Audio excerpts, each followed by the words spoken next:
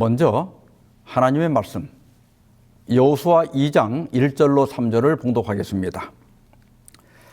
눈의 아들 여호수아가 시딤에서 두 사람을 정탐꾼으로 보내며 이르되 가서 그 땅과 여리고를 엿보라 하매 그들이 가서 라합이라 하는 기생의 집에 들어가 거기서 유숙하더니 어떤 사람이 여리고 왕에게 말하여 이르되 보소서 이 밤에 이스라엘 자손 중에 몇 사람이 이 땅을 정탐하러 이리로 들어왔나이다. 여리고 왕이 라합에게 사람을 보내어 이르되 내게로 와서 내 집에 들어간 그 사람을 끌어내라. 그들은 이 땅을 정탐하러 왔느니라. 이번 기회는 히브리서 11장에 믿음의 사람들 중에 몇 분을 선택해서 살펴보고 있습니다. 오늘은 두 번째 시간으로 라합, 그녀의 거짓말은 정당한가 이런 제목으로 말씀을 드리고자 합니다. 이번 설교를 준비하면서 단테의 신곡 중에 천국편이 생각났습니다. 단테는 천국을 옛 유럽인들이 믿는 대로 이렇게 지구를 둘러싸고 있는 9겹의 하늘로 묘사했습니다. 첫째는 달의 천국인데 하나님께 서원한 것을 어긴 종교인들이나 수도사 같은 사람들이 머무는 곳이고, 둘째는 수성의 천국인데 선한 일을 했지만 자신의 명예를 추구한 사람들이 머무는 곳입니다. 그리고 셋째는 사랑의 여신 비너스와 관련된 금성의 천국인데 인간적인 사랑에 불타 절제의 미덕이 부족한 사람들이 머무는 곳입니다. 단테는 여기에서 라합을 만납니다. 라합은 여리고의 기생이었지만 여호수아가 보낸 두 정탐꾼을 숨겨주고 이스라엘 민족이 여리고를 점령하는 데 도움을 주었습니다. 그래서 그리스도께서 승천하신 후에 천국으로 데려간 첫 번째 영혼이라는 겁니다. 단테를 안내하는 베아트리체는 라합이 구원받게 된 것을 두 가지로 설명합니다. 첫째는 자신의 목숨을 걸고 두 정탐꾼을 구해준 용기와 사랑 때문이고, 둘째는 그녀의 회개와 믿음 때문이라는 겁니다. 그녀는 참 하나님을 알게 되자 회개하고 자신의 운명을 하나님의 백성과 함께 하기로 작정했기 때문에 가장 먼저 천국에 들어갈 수 있었다는 겁니다. 신곡이 그리스와 로마 문화 그리고 기독교 문화를 통합한 고전 작품이기 때문에 문자대로 믿을 건 아니지만 라합에 대한 단테의 평가는 참고할 만하다고 생각합니다. 라합은 히브리서 11장에서 믿음의 사람들 중에 한 사람으로 언급되어 있습니다. 또한 마태복음 1장에 예수 그리스도의 계보에서도 그녀의 이름이 기록되어 있습니다. 여기 도표에서 보시는 것처럼 라합은 가나안 사람이지만은 살몬과 결혼하여 보아스를 낳고 결국 다윗 왕의 고조 할머니가 될 뿐만 아니라 예수님의 조상 중 한 사람이 됩니다. 이스라엘에서는 계보에 여성들의 이름을 넣지 않는 것이 관례입니다. 그런데 마태는 그러한 관례를 깨고 다말, 라합, 룻, 밧세바 4명의 여성들의 이름을 기록하고 있는데요. 더 놀라운 것은 이 4명 모두가 이방인이라는 것입니다. 그리고 룻을 제외한 3명 모두 수치스러운 신분이나 사건들과 관련되어 있습니다.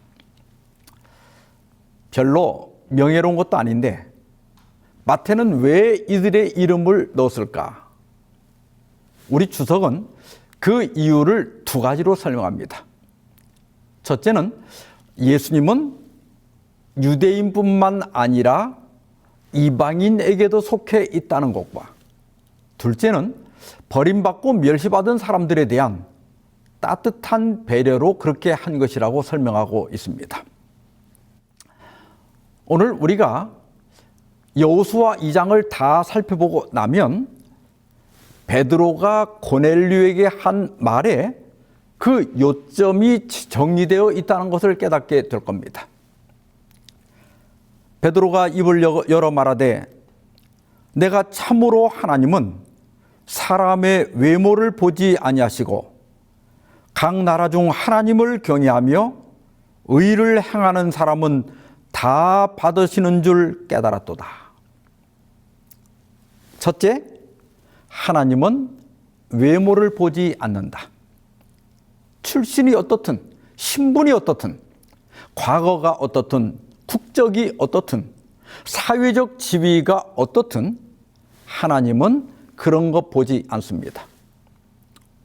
둘째는 각 나라 중에 하나님을 경외하며 의를 행하는 사람은 다 받으신다는 겁니다. 그 신뢰 중 하나가 신약에서는 고넬료이고 구약에서는 라합이라고 할 수 있습니다. 그래서 바울은 로마서에서 하나님은 유대인뿐만 아니라 이방인의 하나님도 된다고 선언하고 있는 겁니다. 다시 본문으로 돌아가겠습니다. 모세가 죽고 그 뒤를 이어서 여호수아가 지도자가 됩니다. 애굽을 탈출한 지 40년이 지났습니다. 여기 지도에서 보는 것처럼 이스라엘 백성들이 시딤에 있을 때 드디어 요단을 건너 가나안 땅으로 들어가라는 허락이 떨어졌습니다. 여호수아가 가장 먼저 한 일은 여리고에 2명의 정탐꾼을 보낸 것이었습니다. 사실 여호수아는 40년 전에 12 정탐꾼 중에 한 사람이었고 불행한 결과를 알고 있었기 때문에 자원에서 선뜻 이 일을 하지 않았을 겁니다. 우리 성경 주석은 이렇게 설명하고 있습니다. 군대 장관으로서 그는 낯설고 적대적인 땅에 들어가기 전에 먼저 그것을 탐지해야 했다. 이러한 경계는 여호수아를 격려하는 수단으로서 하나님의 명백한 지시에 의해 취해졌을 것이다. 또한 하나님은 라합과 그녀의 믿음에 대해 알았고 따라서 그와 그의 가족들을 구원할 것이었다. 그러니까 하나님께서 정탐꾼을 보내라고 한 것은 첫째는 여호수아를 격려하기 위해서였고 둘째는 라합과 그의 가족들을 구원하기 위해서라는 겁니다. 가나안 정복이라는 이 엄청난 사업에서 과연 하나님께서 한 사람, 그것도 기생에 불과한 사람을 위해서 이런 위험한 일들을 벌일 수 있을까? 시대소망 479페이지입니다. 예수께서는 우리를 개인적으로 아시며 우리의 연약함을 동정하신다. 그는 우리를 모두 이름대로 아신다. 그는 우리가 살고 있는 집과 각 거주자의 이름을 아신다. 그는 때때로 그의 종들에게 당신의 한 마리 양을 찾도록 어떤 도시, 어떤 거리, 또 어떤 집으로 가도록 지시하신다. 각 영혼은 마치 그가 구주를 위하여 죽으신 유일의 사람인 것처럼 예수에게 잘 알려져 있다. 여리고는 가나안의 중요한 성읍이고 성벽이 있는 도시인 것으로 볼 때 수천 명에서 많게는 10,000명 정도의 사람들이 거주하고 있었던 것으로 추정이 됩니다. 그 여리고의 10,000명 중에 하나님께서 한 영혼, 그것도 기생을 개인적으로 하실까? 과연 그에게 관심을 가지실까? 유엔 인구 보고서에 따르면 세계 인구는 2022년 11월 15일에 80억 명을 돌파했다고 합니다. 80억. 이게 엄청난 숫자 아닙니까? 그 중에 나 같은 사람을 하나님께서 알고 계실까? 내 사정에 관심을 가지실까? 우리는 때로 혼자라는 생각을 할 때가 있습니다. 내 마음, 내 사정을 아무도 모르고 관심을 갖는 사람도 없는 것처럼 느껴질 때가 있습니다. 사람은 그럴 수 있습니다. 그러나 하나님은 나를 아신다는 겁니다. 그것도 개인적으로 구주께서 위하여 죽으신 유일한 사람인 것처럼 아신다는 겁니다. 그리고 개인적으로 찾아오신다는 거예요. 사마리아 여인이 그랬습니다. 유대를 떠나사 다시 갈릴리로 가실새 사마리아를 통과하여야 하겠는지라. 유대에서 갈릴리로 가려면 이 사마리아를 통과해야 빠릅니다. 그러나 유대인들은 사마리아인들에 대한 적개심 때문에 유대 계곡을 따라서 우회하여 갔습니다. 사마리아를 통과하여야 하겠는지라.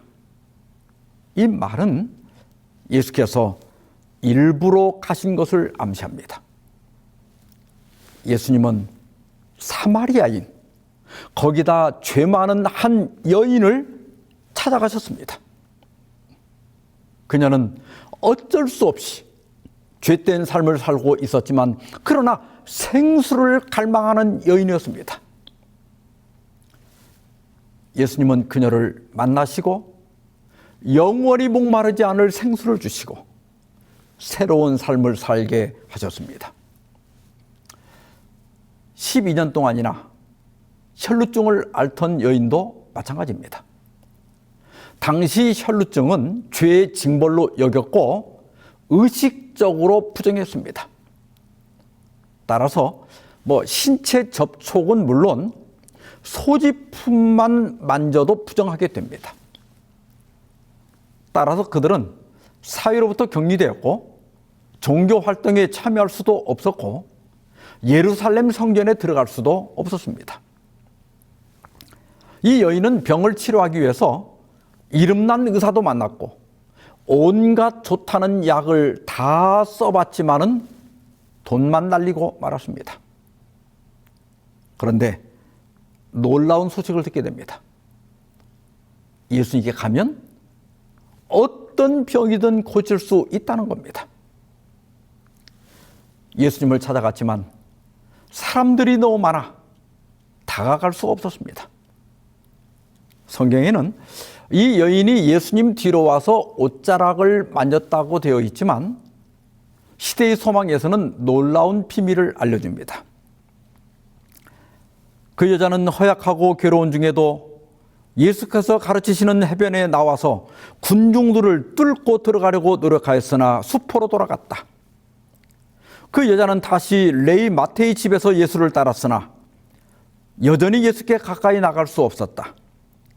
그 여자가 거의 절망하게 되었을 때 예수께서는 무리를 해치고 나가시면서 그 여자가 있는 곳에 가까이 오셨다. 우리가 다가갈 수 없을 때 예수께서 우리에게 다가오신다는 겁니다. 낙심하고 절망하고 아무것도 할 수 없을 때 여러분 절대 포기하지 마십시오. 우리에게 낫고자 하는 소망이 있다면, 이 상황에서 벗어나고자 하는 간절함이 있다면 주님은 무리를 해치고 우리에게 다가오십니다. 혈루증을 앓던 그 여인처럼 일생의 믿음을 집중하여 주님의 옷자락을 만지시기 바랍니다. 그러면 주님의 능력이 역사하고 치료하시고 일으켜 세우실 겁니다. 다시 본문으로 돌아가서 두 정탐꾼이 어디로 갑니까? 라합이라는 기생의 집에 들어가서 거기에 머물게 됩니다. 왜 하필 라합의 집에 갔을까? 15절에 보면 라합의 집은 성벽 위에 있었습니다. 그리고 아마 여관을 운영하면서 손님도 받고 했던 것 같습니다. 성벽 위에 있었기 때문에 성 안을 살피기가 쉬웠고 또 오가는 손님들을 통해서 정보를 수집할 수도 있었고, 아차하는 순간에는 도망하기도 좋기 때문에 거기 머물렀을 겁니다. 그런데요, 어떤 사람이 왕에게 신고를 합니다. 이때 여리고는 비상상태에 있었습니다. 여리고에서 불과 24km 떨어진 곳에 이스라엘이 진을 치고 있었습니다. 여리고에는 이스라엘에 대한 소문이 쫙 퍼져 있었어요. 그들이 애굽에서 나올 때 여호와께서 홍해 물을 마르게 하신 일도 들었고, 요단 동편의 아모리 두 왕이 전멸당한 것도 들었습니다.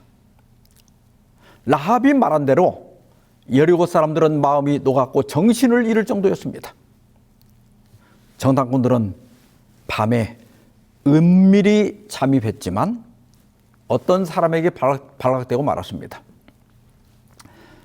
신고를 받은 왕은 즉시 군대를 보냈습니다. 그런데 라합은 보통 사람이 아니었습니다.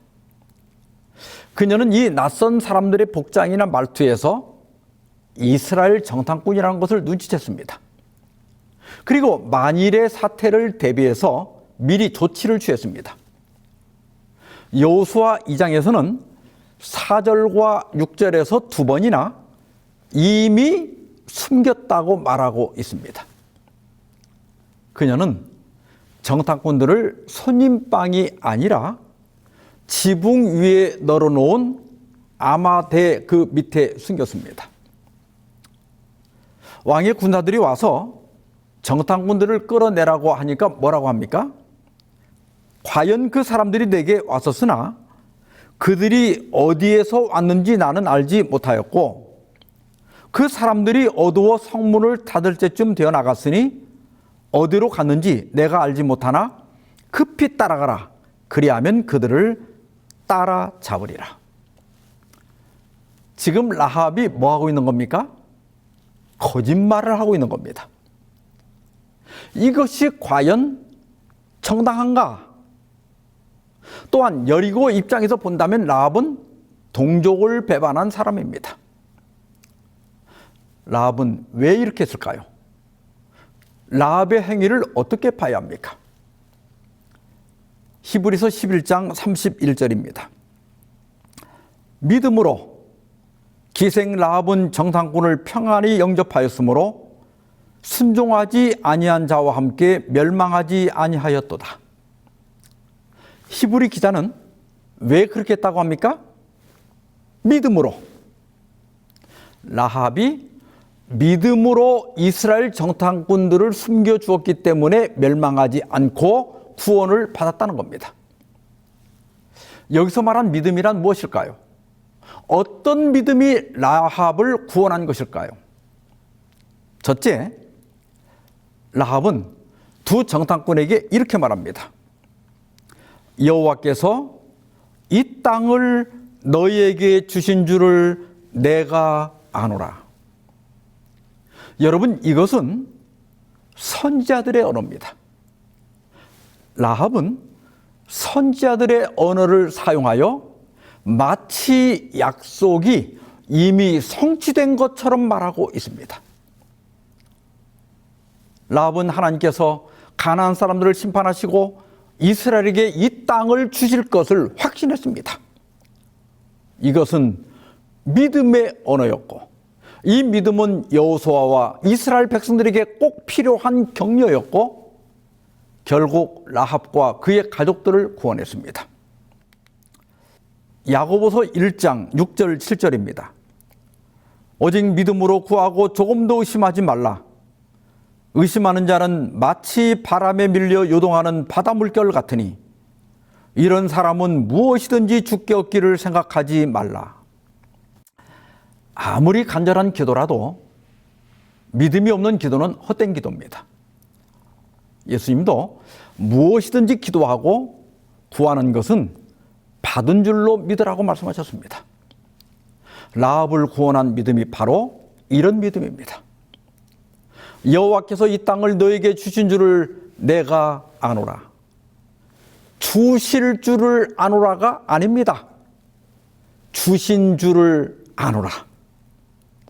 우리도 이런 믿음을 배워야 합니다. 이런 믿음을 가져야 합니다. 기도하고 구했다면 이미 받은 줄로 믿는 겁니다.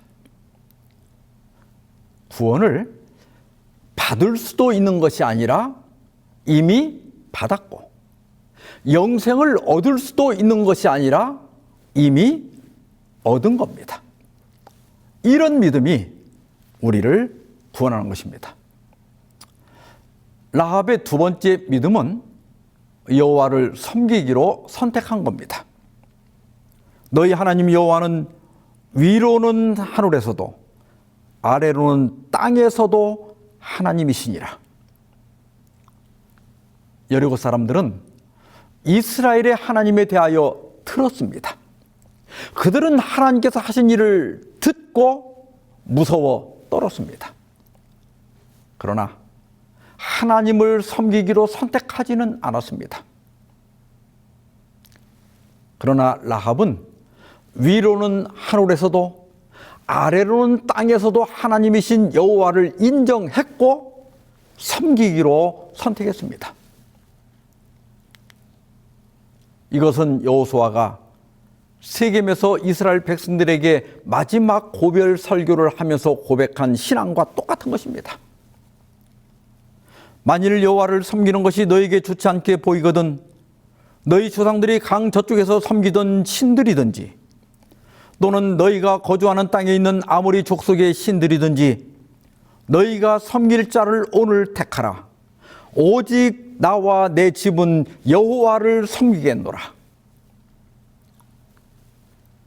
여리고 사람들은 여호와 하나님에 대하여 듣고 단지 두려워했습니다. 그러나 라합은 그 하나님을 믿고 섬기기로 선택했습니다. 이것이 라합이 구원받은 이유입니다. 세 번째 라합의 믿음은 행하는 믿음이었습니다. 야고보서 2장 25절 26절입니다. 또 이와 같이 기생 라합이 사자들을 접대하여 다른 길로 나가게 할 때에 행함으로 의롭다 하심을 받은 것이 아니냐. 행함이 없는 믿음은 죽은 것이니라.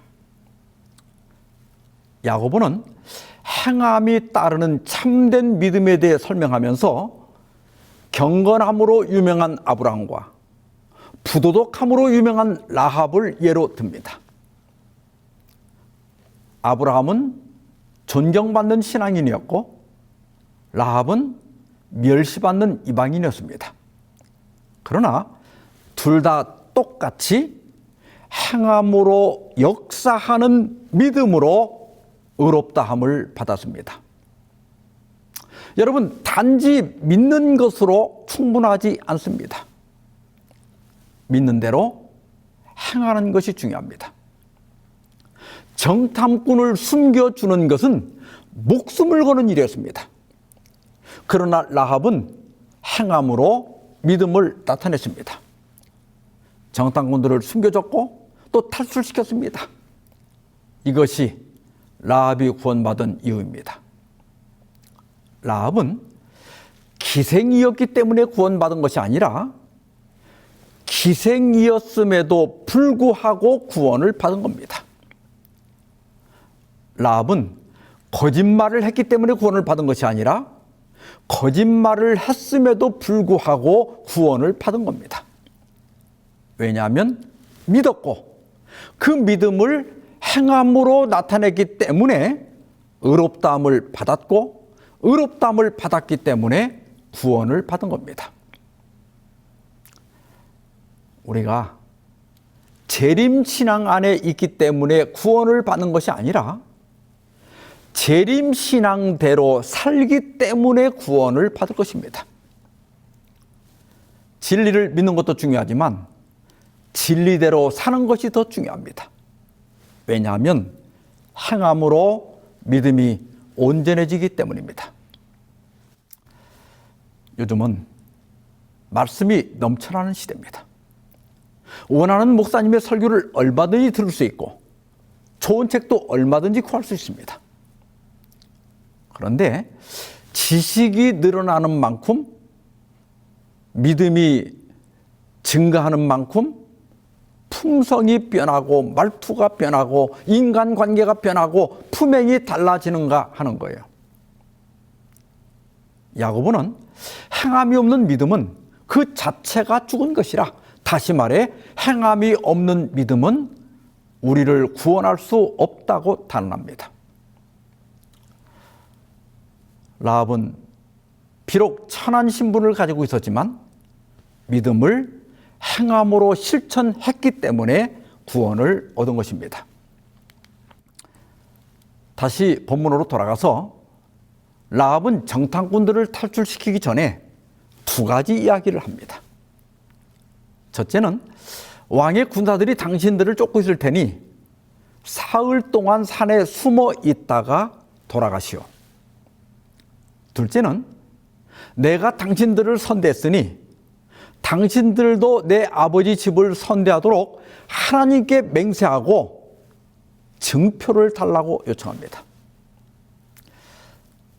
라합이 어떤 연유로 기생이 되었는지 모르지만 보통 사람이 아닙니다. 아주 지혜롭고 똑부러지는 사람입니다. 여러분, 다윗 왕이 그냥 나온 게 아닙니다. 두 정탐꾼은 이렇게 말합니다. 우리가 이 땅에 들어올 때 우리를 달아내린 창문에 이 붉은 줄을 매고 내 부모와 형제와 내 아버지의 가족을 다 내 집에 모으라. 누구든지 내 집의 문을 나가서 거리로 가면 그의 피가 그의 머리로 돌아갈 것이요 우리는 허물이 없으리라. 라합이 이르되 너희의 말대로 할 것이라 하고 그들을 보내어 가게 하고 붉은 줄을 창문에 매니라. 라합이 창문에 맨 붉은 줄은 밧줄이 아닙니다. 정탐꾼들이 탈출할 때 사용한 줄은 히브리어로 헤벨인데 밧줄을 의미합니다.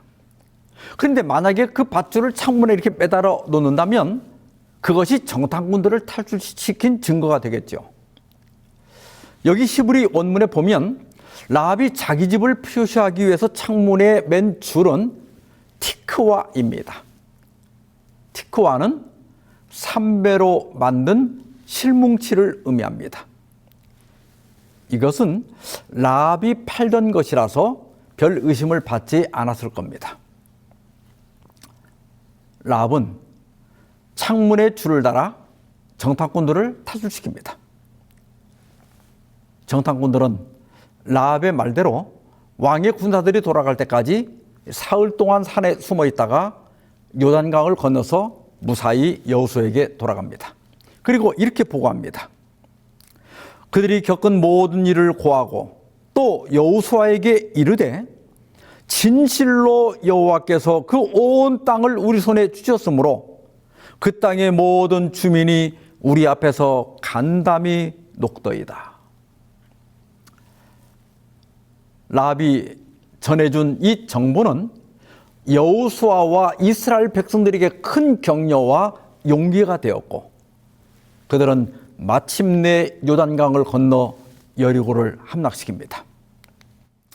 그런데요, 매일 여리고 성을 돌던 이스라엘 백성들은 7째 날에 7번을 돌고 제사장들이 나팔을 불 때 여호수아는 공격 명령을 내리면서 이렇게 지시합니다. 이 성과 그 가운데 있는 모든 것은 여호와께 온전히 바치되 기생 라합과 그 집에 동거하는 자는 모두 살려주라. 이는 우리가 보낸 사자들을 그가 숨겨 주었음이니라.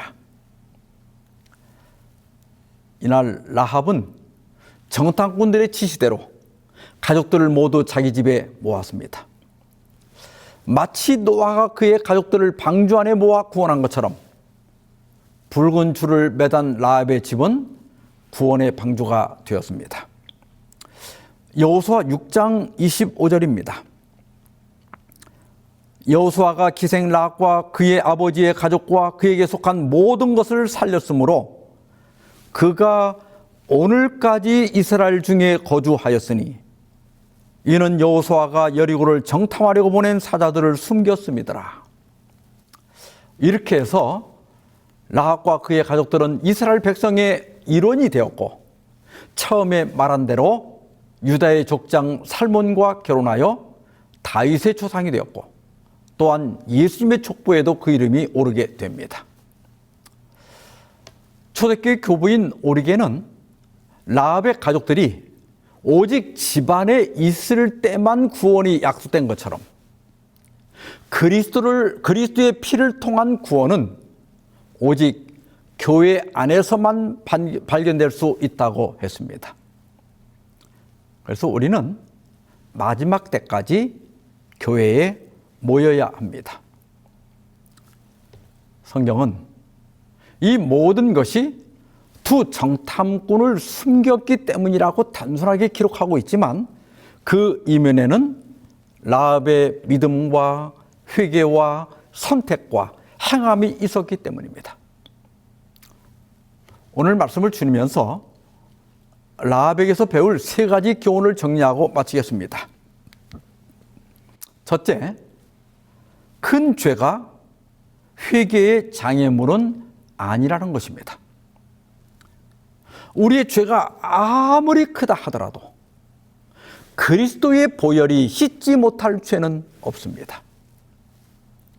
둘째는 악하게 살았던 많은 사람들이 회심 후에 믿음의 영웅으로 두각을 나타낼 수 있다는 사실입니다. 우리가 아는 대로 사람은 좀처럼 변하지 않습니다. 그러나 하나님은 하실 수 있습니다. 셋째는 한 번 형성된 평판은 회개로서 그의 생애에서 죄를 없앤 후에도 그 사람에게 붙어 다닐 수 있다. 성경에도 보면 라합의 이름 앞에 기생이라는 단어가 신약 성경에서까지 계속 따라다니는 것을 볼 수 있습니다. 그러나 아무도 라합을 멸시하지 않습니다. 오히려 다윗과 예수님의 조상으로 믿음의 용사로 칭송을 받고 있습니다. 자신의 과거를 감추려고 하면 사는 게 힘들어집니다.